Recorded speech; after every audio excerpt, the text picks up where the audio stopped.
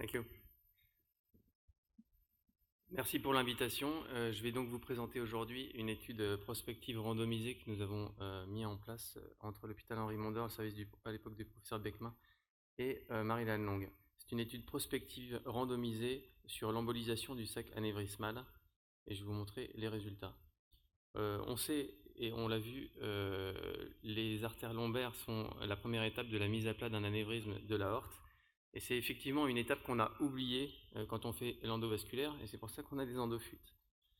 Alors la première chose, est-ce qu'il faut prévenir les endofuites? La première chose, c'est qu'il faut respecter les IFU, et ça c'est important pour avoir des bons résultats, sinon vous avez des anévrismes qui vont augmenter de taille, comme l'a souligné Schanzer, avec des taux rédhibitoires d'élargissement de sacs anévrismaux.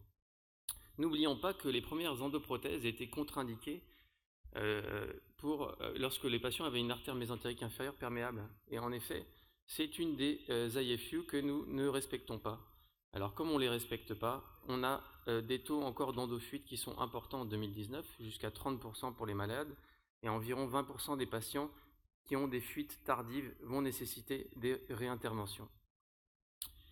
Voilà un patient à risque d'endofuite. Vous voyez toutes ces branches collatérales qui naissent du sac anévrismal, et une solution simple est l'embolisation du sac anévrismal avec des coils. Alors tous les patients ne sont pas à risque d'endofuite. Vous avez des critères pour définir les patients à risque d'endofuite. Évidemment, la perméabilité de la mésentérique inférieure est un des facteurs, le thrombus mural, le nombre d'artères lombaires qui sont perméables, la taille de l'anévrisme, mais également la taille des anévrismes iliaques, et enfin le volume anévrismal. Très belle étude publiée en 2015 par l'équipe de Piazza. C'était une étude prospective randomisée utilisant la colle et des coils ensemble, et ils ont comparé deux groupes.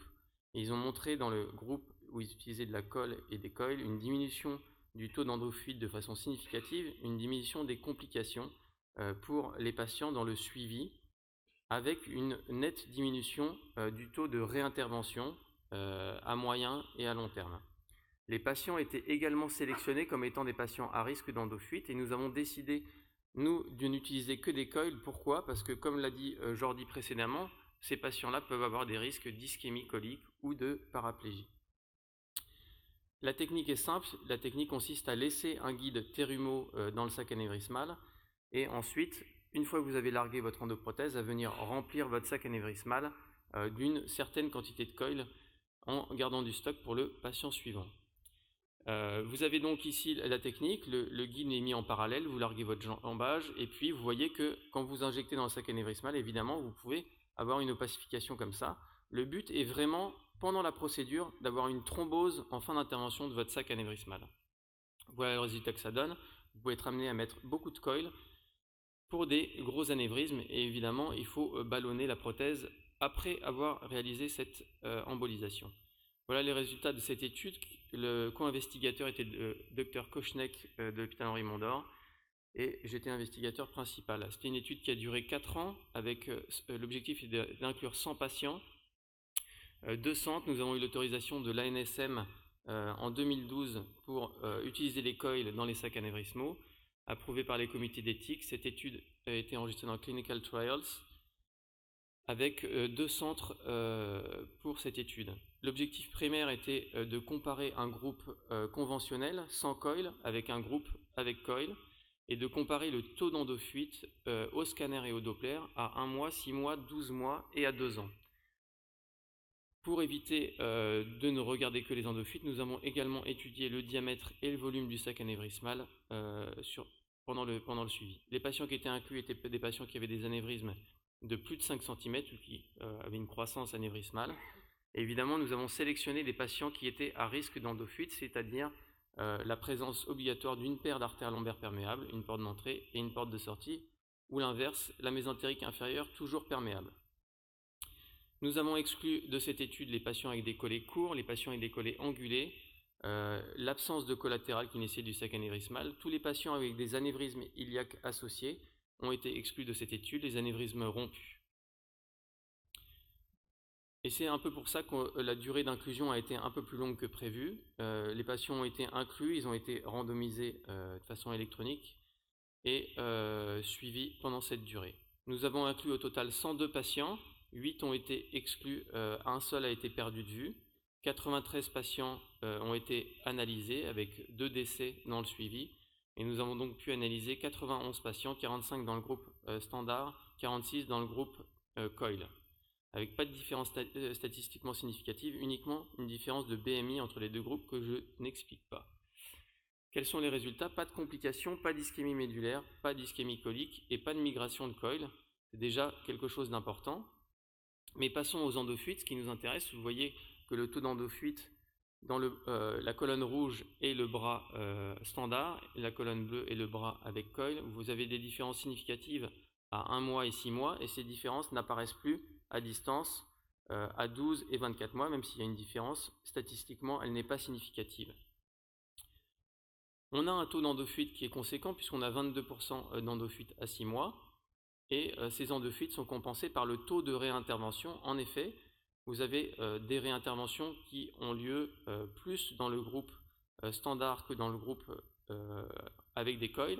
Vous voyez que les endofuites qui sont enfoncés ici à 12 et 24 mois surviennent de façon majoritaire pour des anévrismes avec des croissances anévrismales ou pour des endofuites proximales ou distales.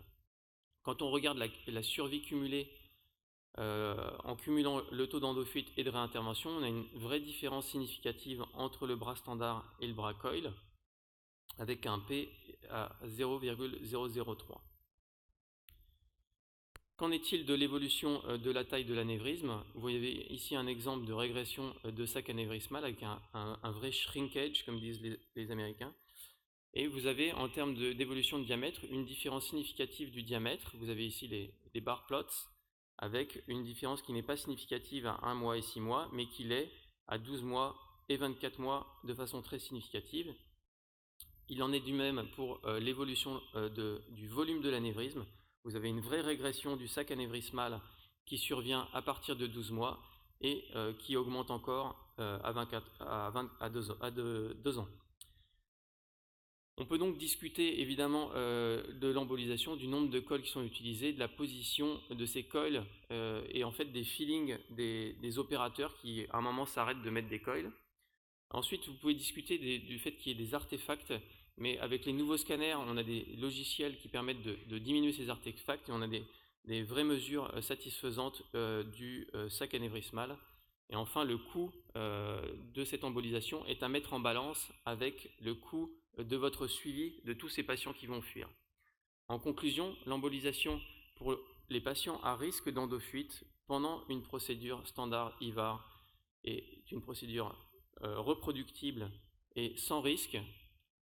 Statistiquement, vous allez diminuer le taux d'endofuite à 1 et 6 mois, vous allez diminuer de façon importante le taux de réintervention grâce à cette embolisation. Le diamètre et le volume de votre anévrisme va diminuer à 12 et 24 mois. En conclusion, cette procédure doit être discutée pour les patients avec de nombreuses collatérales car elle permet d'améliorer vos résultats à long terme. Donc, je tiens à remercier tous les opérateurs qui ont participé à cette étude et peut-être qu'un jour vous verrez une prothèse comme ça avec des fibres autour et qui vous permettra d'éviter d'avoir à faire cette embolisation péropératoire. Je vous remercie.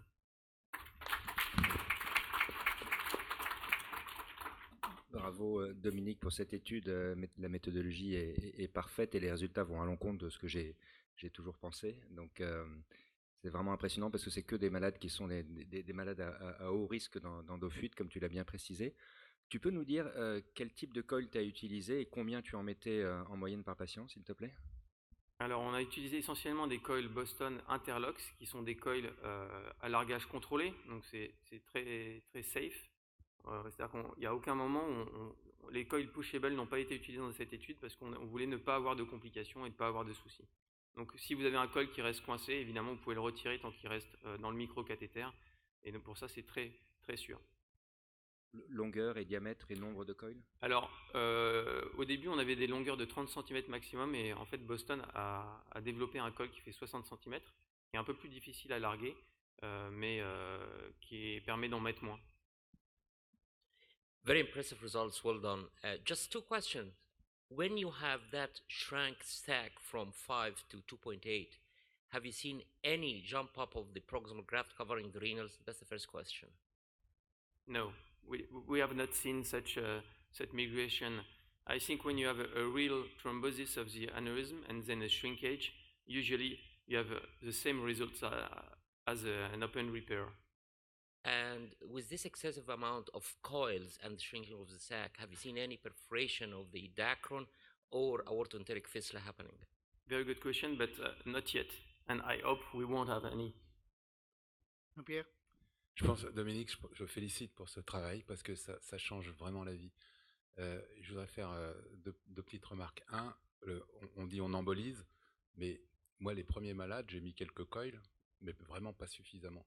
Et il faut, je pense que tu as le même avis, enfin j'imagine, il faut en mettre plein, quoi. Il faut bourrer le sac de coils et c'est ça qui va empêcher les endophytes. Le deuxième point, c'est que, évidemment, on peut se dire, on attend, on voit ce que ça donne, on embolisera, etc. Mais quand on laisse des endophytes de type 2 circuler, c'est de plus en plus difficile de les traiter. C'est-à-dire qu'on a l'impression qu'elles s'élargissent, qu'il y a un gros débit là-dedans, et pour aller emboliser après, c'est vraiment compliqué.